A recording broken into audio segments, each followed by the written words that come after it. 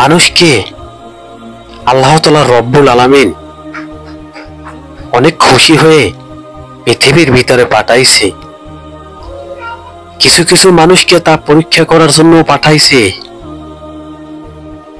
আজকে যে সমস্ত ভিক্ষুক মানুষের দুয়ারে দুয়ারে দুহাত তুলছে, এই সমস্ত ভিক্ষুককে আল্লাহ তাআলা জান্নাতবাসী করবে।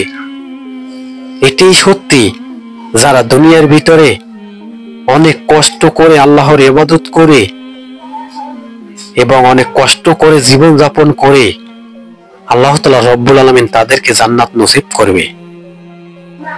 আজকে বৃদ্ধ বয়সী মুরব্বীরা না খাইয়াও তাদের দিন যায়, তাদের চেহারার দিকে তাকাইলে মায়া লাগে। এই সমস্ত টাকা যে হাতে দেখছেন, এই সমস্ত টাকা পয়সা গরিবের মাঝে দান করে দেওয়া হবে। আসলে পৃথিবীর ভিতরে এখন আর সেই দিন নাই, সেই যুগ আর নাই। মানুষ শুধু নিজের স্বার্থটাই চেনে, কিন্তু সব মানুষ না।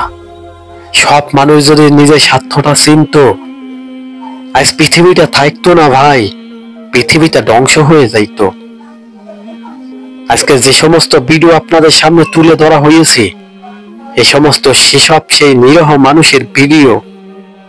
আমি যাদের জন্য দিন রাত 24 ঘন্টা কান্না করি, আর এই নিরীহ মানুষের ফুটেজ আমার সামনে ভাসে, যে তাদেরকে আমি কিভাবে সহযোগিতা করব। তারা এই রমজান মাসের ভিতরেও অনেক কষ্ট করে, আর নারীরা পৃথিবীর ভিতরে বৈশা তামাশা দেখে।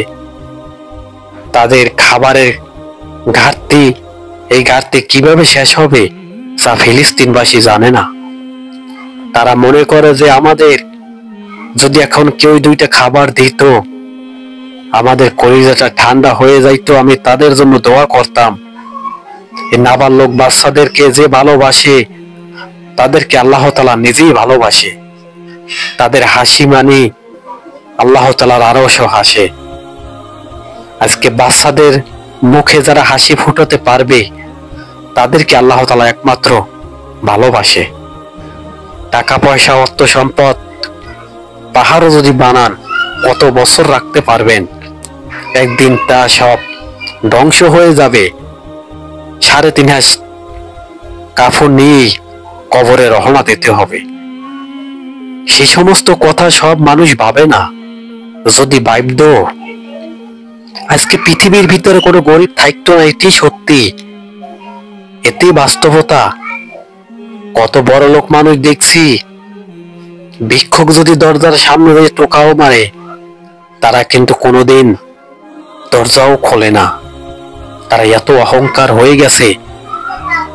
মানুষ মানুষের জন্য আল্লাহ তাআলা সৃষ্টি করেছে, তোমরা একই অপরকে সহযোগিতা করবা।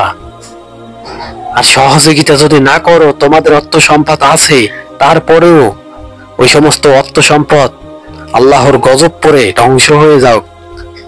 এটি বাস্তবতার সাথে মিলিয়ে দেখেন, বহুত অর্থশালী মানুষ পথের ভিখারি হয়ে গেছে। আজকে গরিবের পাশে দাঁড়ানোর জন্য আমরা অনেক কষ্ট করে এই সমস্ত খাবার আয়োজন করছি, তাদেরকে আজকে দিব।